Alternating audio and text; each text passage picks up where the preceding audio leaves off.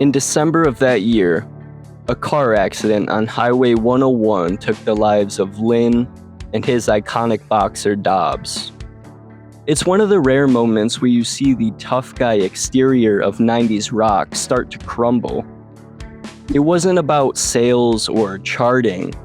It was a collective memorial for a guy who was supposed to lead the next decade.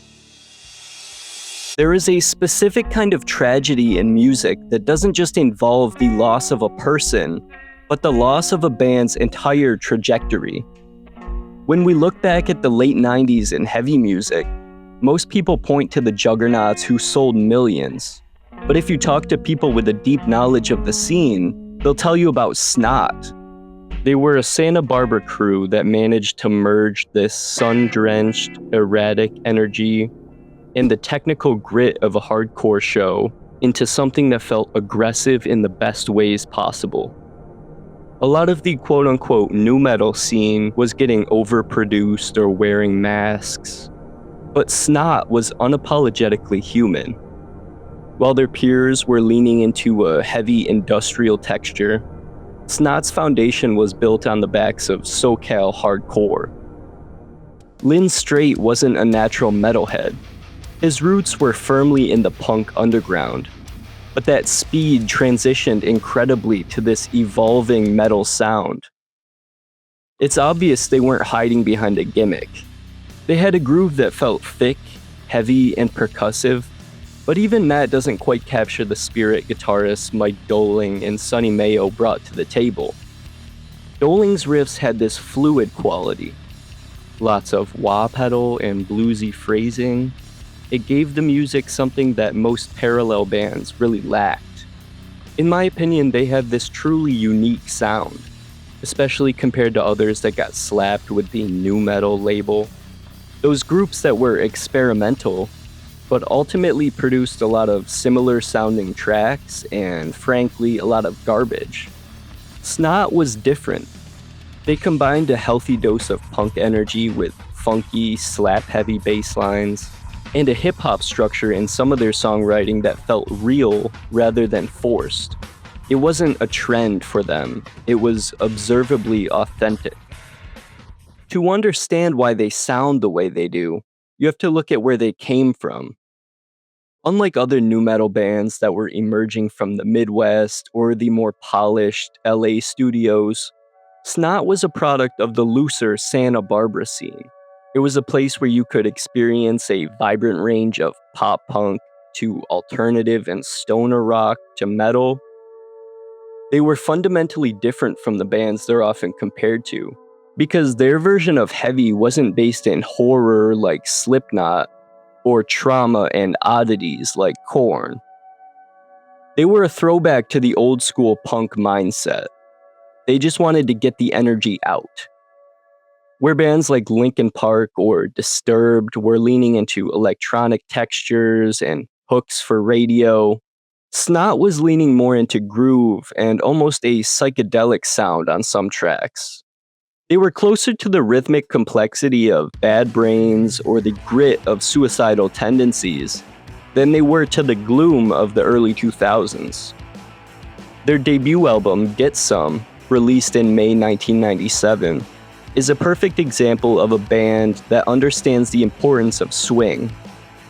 It's a truly diverse record. Tracks like Get Some Keys and 313 are pure hip-hop inflected funk, while others like Joyride are high-velocity punk. It even featured a direct jab at the punk establishment with the track Mr. Brett, a nod to Bad Religion's Brett Gurewitz, and a commentary on the selling out culture of the time. And if you've been around for a little bit, you might know I love not just the music, but the art behind these great releases. When you look at the cover of Get Some, it doesn't scream nu metal in that polished, digitally fried way that would eventually take over the genre. It feels like a sunny afternoon. At the center of it all is Dobbs, who feels a bit like the hardcore cousin of Sublime's Lou Dog. Just as Lou Dog became the laid-back mascot for the spirit of Long Beach ska, Dobbs was the muscular face of Santa Barbara's hardcore underground. Their logo is cool from a design perspective as well, because it strays from its jagged and intentionally edgy counterparts. It's got the thick line weight, the hand-drawn feeling that reminds me of skateboard decks from the same era. But at the center of this creative venture was Lynn Strait. In a genre filling up with manufactured personas, Lynn was genuine and famously respected by others in the scene. He had a magnetic presence, backed by a vocal range that could pivot from a melodic, hypnotic croon to a blast back to hardcore's past with ease. By 1998, Snot wasn't just poised to be big, it was almost inevitable. They were the band's band, if you will, earning the respect of metal purists, and looked up to by new guys like System of a Down and Korn. They were midway through taping their second album, a record that was supposed to be the definitive statement of their career, when that trajectory I mentioned earlier completely shifted. In December of that year, a car accident on Highway 101 took the lives of Lynn and his iconic boxer Dobbs, the dog who graced the cover of Get Some and even provided barking ad-libs on some of the tracks. It wasn't just a headline, it was a huge tragedy for the California rock and metal scenes. The second album they were working on was basically frozen in time, eventually becoming the tribute project Straight Up. That tribute album is one of the most haunting pieces of media from that era. You have features from Corey Taylor to Serge Tankian, Jonathan Davis to Fred Durst, all stepping into Lynn's space, trying to finish what he started. It's one of the rare moments where you see the tough guy exterior of 90s rock start to crumble. It wasn't about sales or charting. It was a collective memorial for a guy who was supposed to lead the next decade. The what if regarding Snot is one of the heaviest in rock history.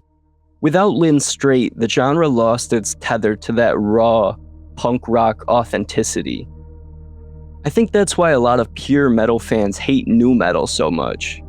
It was always different, always experimental, and they felt it was a mockery of the tradition of the classic sound. I think that dismisses the art of a lot of it though.